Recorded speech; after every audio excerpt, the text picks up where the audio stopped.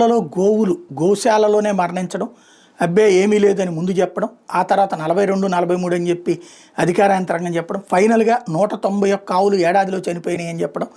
అది ఒక పక్కన వివాదం నడుస్తుండగా, అబ్బే అదేమీ లేదు కావాలని కల్పిస్తున్నారంటూ ఓ పక్కన చెప్తూ ఉండగా, మరొక సమస్య శ్రీకూర్మంలో ఇంతవరకు ఎప్పుడు వినలేదు. శ్రీకూర్మం ఇవాళ ఈనాడు జ్యోతితో పాటు అందరూ అంటే సాక్షి రాస్తే కావాలని రాసినట్టు, ఈనాడు జ్యోతి అంటే కనుక మనకు తెలిసినే రాసినట్టు కాబట్టి శ్రీకాకుళం జిల్లా గార మండలం శ్రీకూర్మంలోని ప్రసిద్ధ కూర్మనాథ క్షేత్రం నక్షత్ర తాబేళ్ల మరణాలు భక్తులు కలవరబెడుతున్నాయి. ఇక్కడ 2 రోజులుగా సుమారు 15కు పైగా కూర్మాలు మృత్యువాత పడ్డాయి. కూర్మాలు అంటే తాబేళ్ళు అనమాట.